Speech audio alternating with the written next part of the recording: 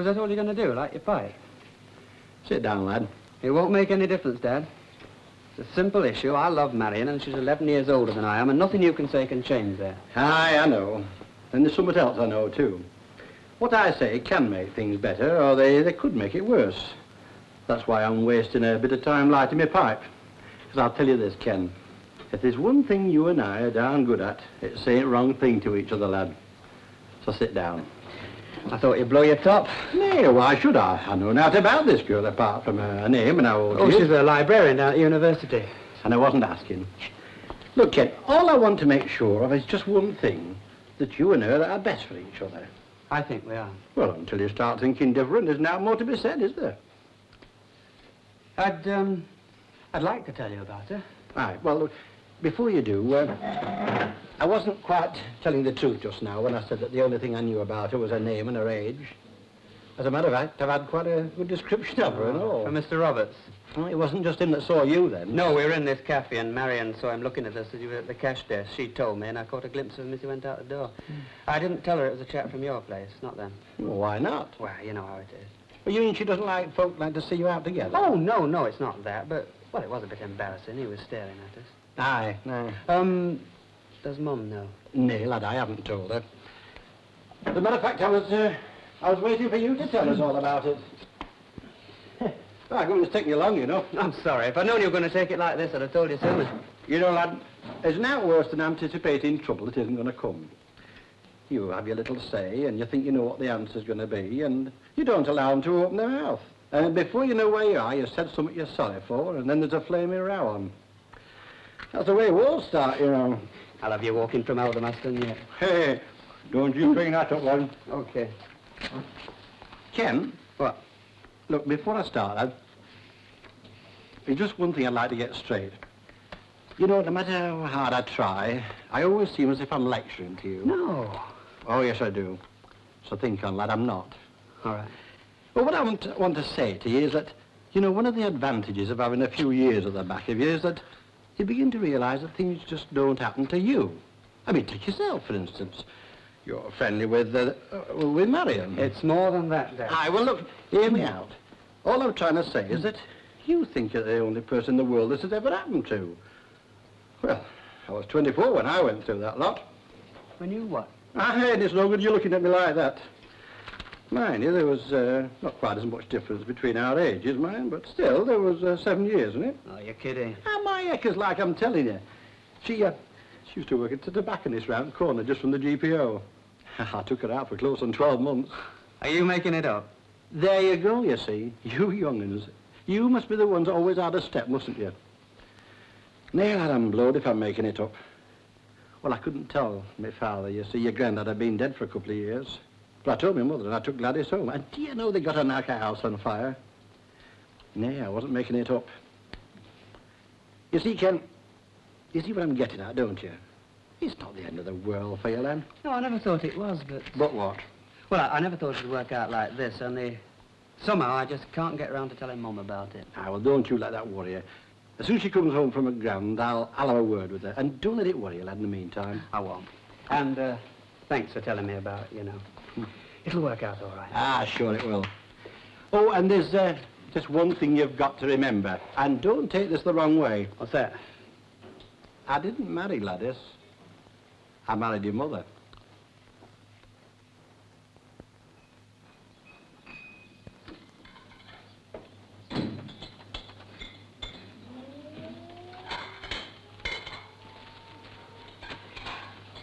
Isn't that child ready yet? Right, she's coming. She's just getting herself washed.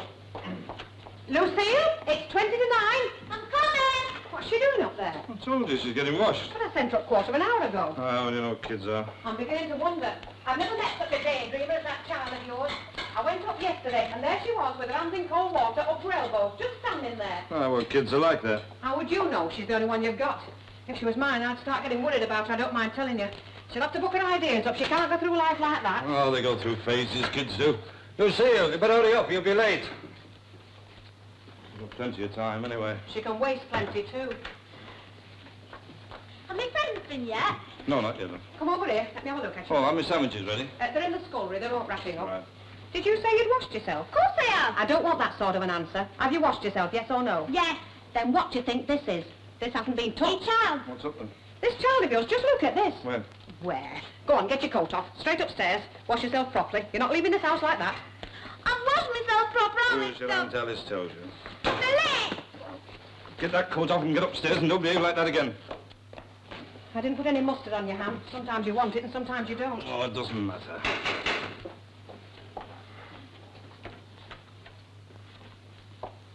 Hello. Do you want to see some scooties? Lucille, your friend's come for you. Tell them to go on. She's not ready yet. I am ready. You better go on, she'll catch you. Right then, try. Well, It's no use being like that with me, Harry. It's you I'm thinking about. Those teachers don't miss much. And you wouldn't want them thinking you came from a dirty home, would you? They're gone. only just. She'll catch him up if you're you. You should have told them to wait. What do you like now? Now, why couldn't you do that in the first place? Go on, get yourself off. Have you got everything? Yes. And don't forget you're stopping school dinner. No, try. Well, give us a kiss then.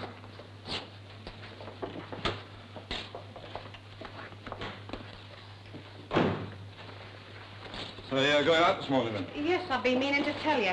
I know how you feel about using this shop at the corner. And I've nothing against the woman who runs it. In fact, it's surprisingly clean for this neighbourhood. Hey, watch it. Well, you know what I mean. It's not the shop, it's the people that get in it.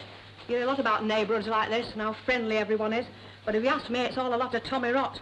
Nosy maybe, but certainly not friendly. They're only friendly with their own kind. There's no need to talk about them as though they were a lot of savages. It's no reflection on you, Harry. You don't belong here any more than I do. And if you'll take my advice, you'll get away from this street and give that child of yours a chance in life. Now listen, Alice, there's nothing wrong with Coronation Street and all the people in it. There's no use arguing about it.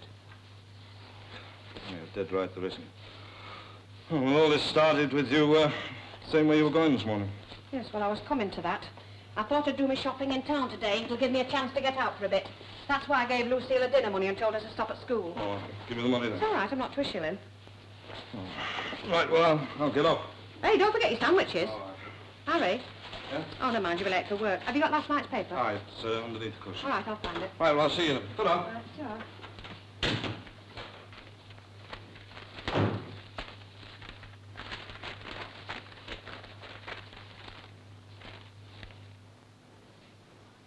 Do you want a cup of tea before I throw it away? Getting very pleasant all of a sudden, aren't you? I suppose you've got something to do with today being the day I'm reinstated in my vestry. Oh, Edie, you do say some funny things. Oh, I do I? Might I remind you, you've said enough funny things since I walked in this house to fill a book. Gee, I never have. Oh, well, let's be generous and say out no more about it, shall we? Being generous has got nothing to do with it. I've enjoyed having you here, and that's the end of it. You what? I've enjoyed having you here. By gum, I'll bet there's some activity up in heaven. What do you mean by that? Well, I suppose you don't know, but there's a recording angel up there that puts down all our barefaced lies in a book, and right now, he's got that book open to your page and he's scribbling like mad. Ooh, enjoyed having me. Well, if you want the truth, you haven't made it very easy. Oh, it's too late now, he hasn't got a rubber.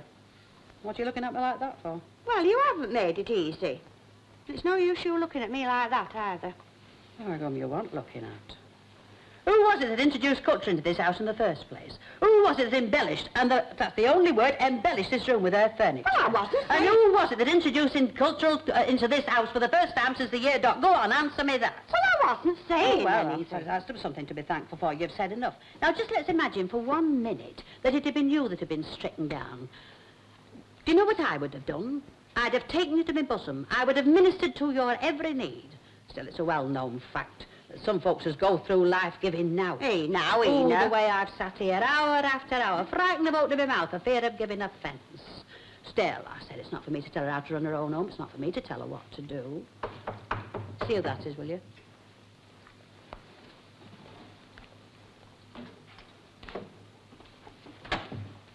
Oh, it's you. Aye, back again. Well, you better come in. It's George Abbott. Get away. I suppose you've come for my bits and pieces. Aye. Don't seem 5 minutes since I brought them. It's been long enough. All right, well, shall we get cracking then?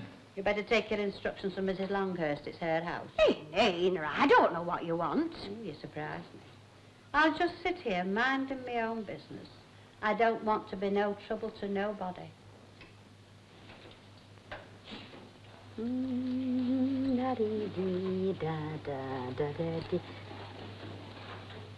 You shouldn't have bothered. Yeah, I see what you mean. You know, there's a woman in one of them big forest shops near our place giving a demonstration the other day. You should have seen her, and talking all the time as well. We'll have a sprig of fern there and a spray of that there. Honestly, I could work on this all day and it'd still look the same at the finish. Never mind, they smell nice. Thanks, love. It isn't often you say the right thing, but when you do, it's rather nice. Oh, feet are killing me. Be glad to get the weight off them. Oh, I've got toothache in both feet. Oh.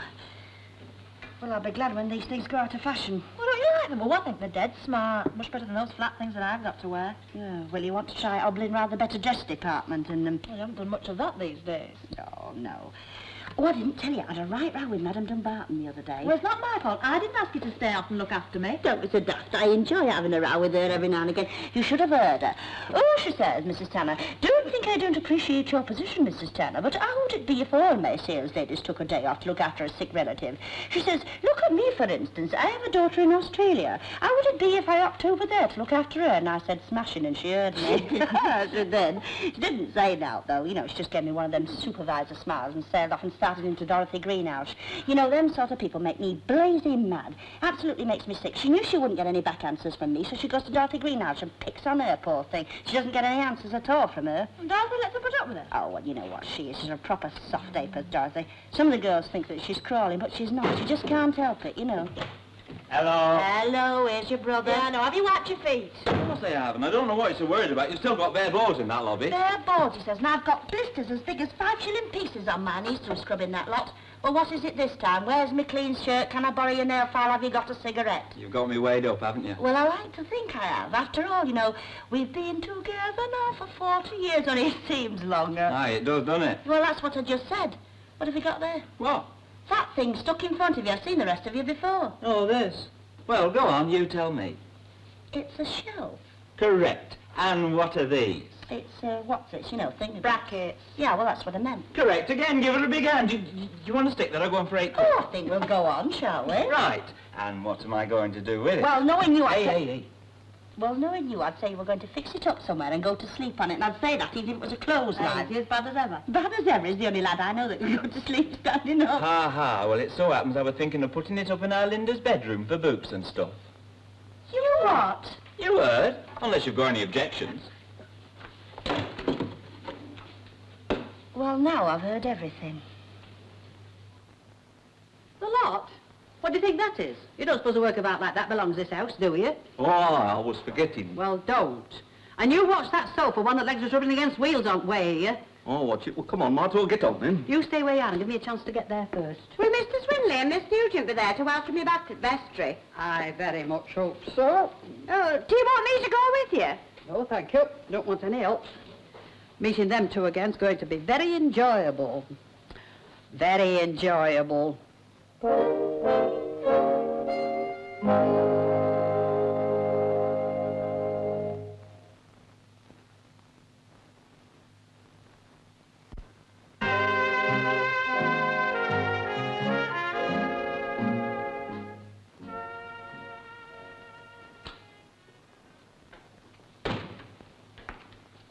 Oh, are you quite ready now, Miss Nugent? I've just got to get my coat and hat on. Yes, well, be as quick as you can. I see no point in still being here when Mrs. Sharples arrives. She has a key, has she not? Oh, yes, we never got it off her. She said it was stuck on her key ring. Your coat and hat, Miss Nugent. Oh, yes, Mr. Swindley. Yes.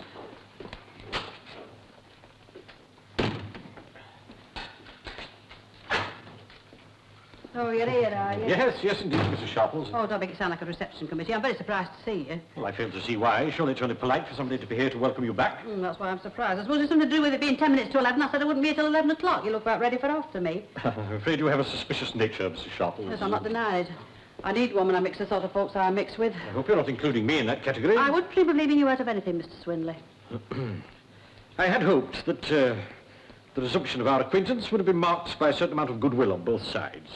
There's never been any necessity for personal contact between us, but I have never shirked that personal contact, if you'll pardon the expression.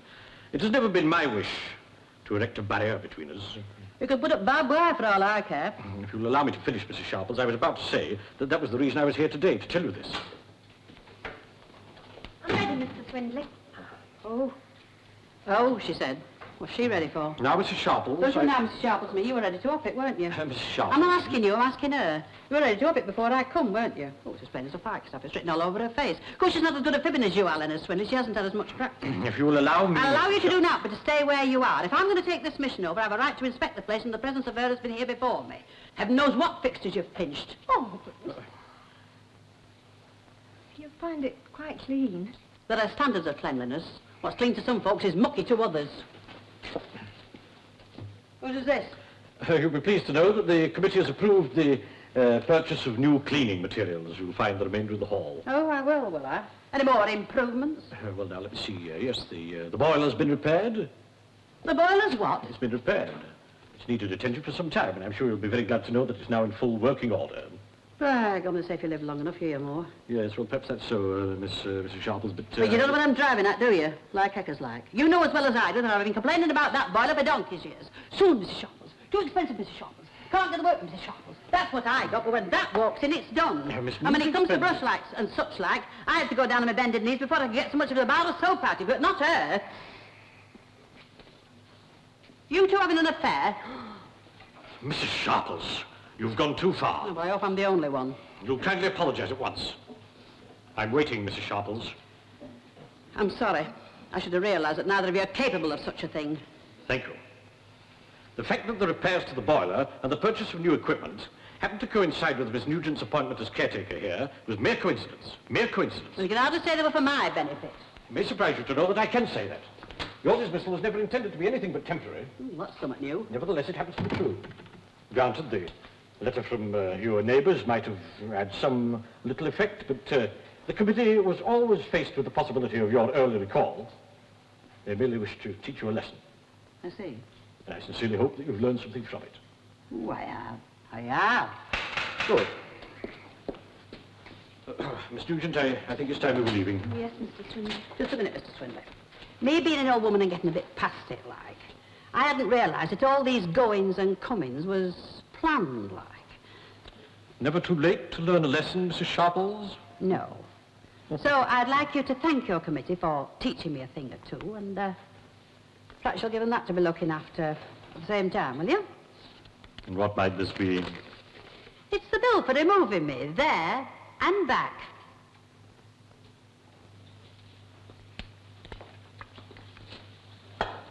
Aye. Is that all I get? Oh, come on, tell us what's wrong with her. Well, don't let her get any further, but she's going to have a baby. Oh, Annie. She's going to be all right, though, isn't she? If there were all as fit as her around here, I'd be a happy man. Let's see now, when do you go to that clinic of yours? Tuesday, isn't it? Yeah, Tuesday afternoon. You can start going again next week. Far be it from me to deny your good gossip. Strikes me that's all they do down there. Careful what you say. They've got the country's leading authority in childbirth down there. What was that? The lady next to you that's had one before. Oh, honest, Mum, you ought to hear them. But don't you listen too hard, Linda. That reminds me, can you hear anything? No. Neither can I. Hey, up. Now, what was all that about? My brother, he's supposed to be upstairs working. What's up with you? What did I tell you? As soon as I got up there, he was flat on your bed, driving him home as fast as he can. Doctor, I know you have sleeping pills, but do you have the opposite, like waking pills? Shut up, can't you? What's the matter with you? This the lad that works at the club all those Aye, night. that's him. God's gift to show business. I know what it's like, boy. A couple of night calls and I'm fit to drop my head in my porridge the next morning. They are? There's only one cure for it. Plenty of fresh air. But that's a bit drastic, isn't it? Don't worry yourself. There's nothing wrong with the lad. Yeah, well, there must be something wrong with me, then. Aye. I'd like to work with you. Don't forget what I told you, Linda. No belly dancing. Now, there's no point in me giving you a prescription because they don't keep them at chemists. But what you want is another husband. You what? You've got altogether too much vitality to be running around spare. You think it over.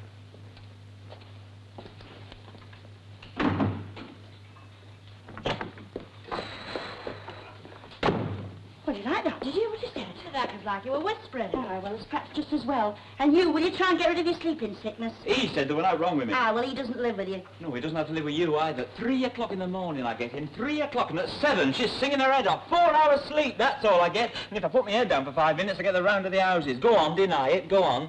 You can't, can you? Can't what? Oh, What's up, Mum?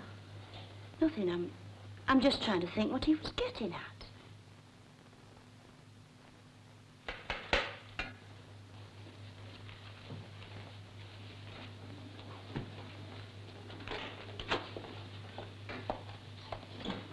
Yes?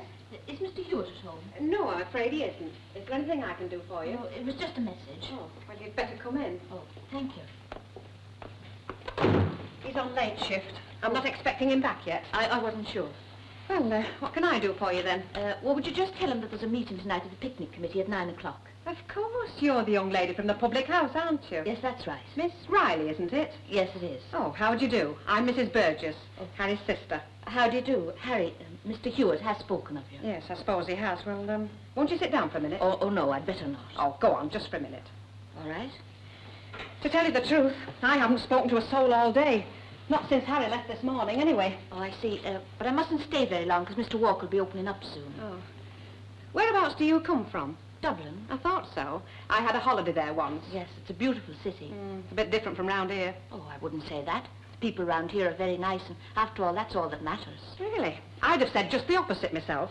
Not that I've been used to this class of people, but I did expect to find them a bit more friendly. Very suspicious, I find them. I suppose that's due to lack of education. I don't know how he's stuck it as long as he has. I told him only this morning. He owes it to that child of his to get away from here. Perhaps he doesn't want to. I don't see why not. What's holding him round here? It's not as if he can't afford something better. I shudder to think what's going to happen to Lucille if she has to grow up in this neighbourhood. Oh, that's funny. She always struck me as being a very kind and cheerful little girl. Don't you believe it? Since she got home from that orphanage, she's got cheeky. Very cheeky indeed. Oh? Well, I've been wanting a little chat with you. To tell you the truth, Harry's often spoken about you, and I get the impression he respects your judgment. Does he? So, if you could see a way to having a word with him. You mean about leaving Coronation Street? Well, you know what it's like with the relations. They never take any notice of each other. Well, I'll tell him about this meeting then. 9 o'clock, you said? Yes, that's right. Oh, well, I'd better be off. It's 25 to 6. You can see what I mean. Gone 5:30, and that child not back yet. You mean she hasn't come home from school yet? Oh, she'll be playing out, I expect. She must have left there at 4 o'clock. She's got no consideration at all.